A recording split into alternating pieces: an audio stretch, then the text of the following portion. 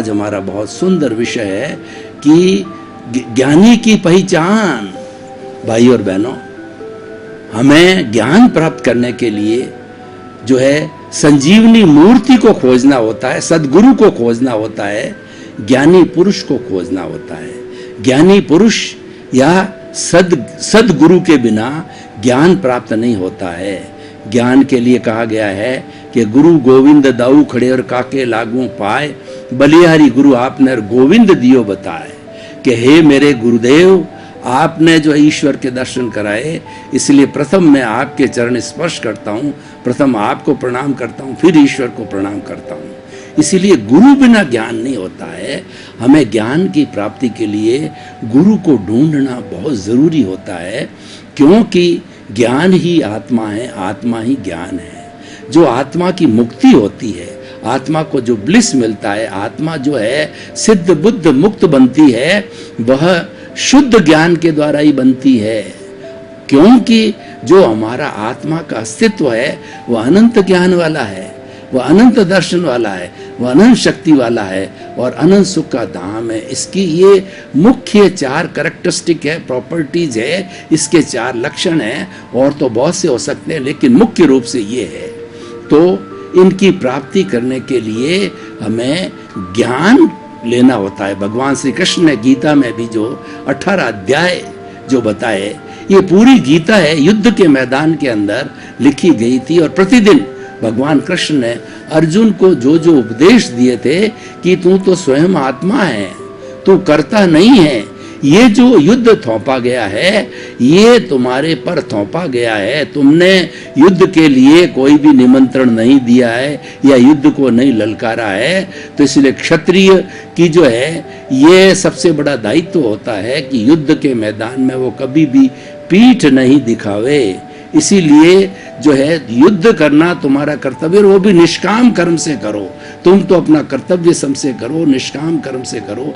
आत्मज्ञान दिया कि तुम तो मूल रूप से आत्मा हो, और तुम जो है आत्मा को दृष्टिगत रखते हुए ये युद्ध करोगे तो तुम्हारे कोई कर्मों का बंधन नहीं होगा। प्रतिदिन के जो उनके उपदेश थे, प्रथम 6 दिन के उपदेश जो है कर्म योग कहलाए, दूसरे 6 दिन के उपदेश जो है वो भक्ति योग कहलाए, और तीसरे जो 6 दिन के जो योग 6 योग कहलाए, 6 दिन के प्रवचन है वो ज्ञान योग कहलाए। और सबका उपसंहार करें तो ध्यान योग होता है। तो भगवान कृष्ण ने सबसे बताया सबसे उत्तम है वो ज्ञान योग है। सब अपनी अपनी जगह अच्छे हैं, लेकिन सर्वोत्तम है वो ज्ञान योग है। क्योंकि ज्ञान के माध्यम से ही हम सेल्फ रियलाइजेशन करते हैं, इंट्रोस्पेक्शन करते हैं, आत्मनिरीक्षण करते हैं और आत्म परीक्षण करते हैं, स्वयं की पहचान करते हैं, मैं कौन हूँ इसकी पहचान करते हैं। जब तक हमारे पास में सद ज्ञान नहीं हो तो हम कैसे पहचान करेंगे। अब प्रश्न ये है कि अज्ञान है वो हमारे शरीर को भटकाता है, अज्ञान है वो हमको जन्म जन्मांतर के अंदर भटकाता है। उस अज्ञान को जीतने के लिए ज्ञान की आवश्यकता होती है, और ज्ञान को प्राप्त करने के लिए गुरु की आवश्यकता होती है, ज्ञानी की आवश्यकता होती है। तो प्रश्न ये है कि अगर हमने ज्ञानी की जो है पहचान करना चालू किया तो उसके क्या लक्षण होने चाहिए। इसलिए ज्ञानी की पहचान आज हमारा मूल विषय है कि हम कैसे पहचान करें। हम ज्ञानी की पहचान जैसे स्वामी विवेकानंद ने अपने गुरु स्वामी रामकृष्ण परमहंस की जो है पहचान की, वैसे करना चाहिए। स्वामी विवेकानंद, बचपन का नाम उनका नरेंद्र नाथ था, और वो 10-12 भाई बहन थे, और उनके घर में भोजन का बहुत अभाव था। तो अभाव होने के कारण वो बड़े कष्ट के अंदर थे, लेकिन वो पिछले जन्म से ऐसा पुण्योदय करके लाए थे कि इस जन्म में उनकी अध्यात्म की लो, ज्ञान की लो भीतर जलती रहती थी।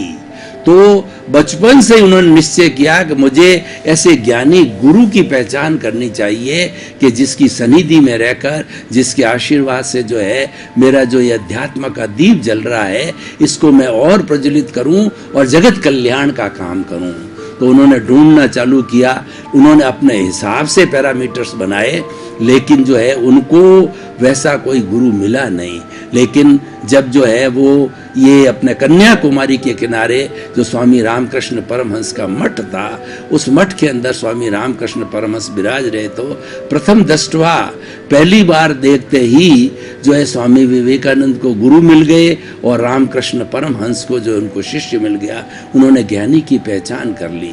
तो हम आपको बताना चाहते हैं ज्ञानी में ऐसे कौन कौन से गुण होने चाहिए जिससे कि वो हमको ज्ञान दे सके।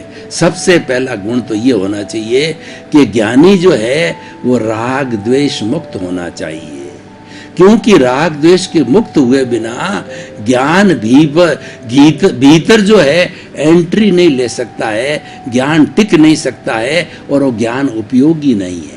आखिर ज्ञान का मूल फंक्शन यही है कि जो हमारा राग द्वेष है, हमारी कॉजल बॉडी है, जन्म जन्मांतर से जो हम इस कॉजल बॉडी और इस जो है हम कार्बन शरीर को और लिंग शरीर को ले लेकर के घूम रहे हैं, इसको शून्य करना ही हमारे जीवन का, इस जीवन का या आने वाले जीवन का पूर्ण लक्ष्य है। और ये शून्य कब होता है कि राग द्वेष विजेता ही शून्य होता है। भगवान महावीर को राग द्वेष विजेता कहा। उन्होंने जो है संपूर्ण राग द्वेष को जीत करके वो क्षीण मोह हो गए। 12वें गुणस्थान के अंदर क्षीण मोह होते ही वो वीतरागी बन गए, और वीतरागी और केवल ज्ञानी के बीच में केवल एक अंतर मुहूर्त का समय रहता है। अंतर मुहूर्त उसे कहते हैं कि मिनिमम होता है एक समय, यानी हम पलक झपकते हैं तो कई समय निकल जाते हैं, इसीलिए वो नेग्लिजिबल टाइम होता है। और मैक्सिमम जो होता है वो 48 मिनट्स का होता है। इस अवधि के अंदर जो है वीतरागी को केवल ज्ञान हो जाता है, यानी वह तुरंत जो है केवल ज्ञानी बन जाता है।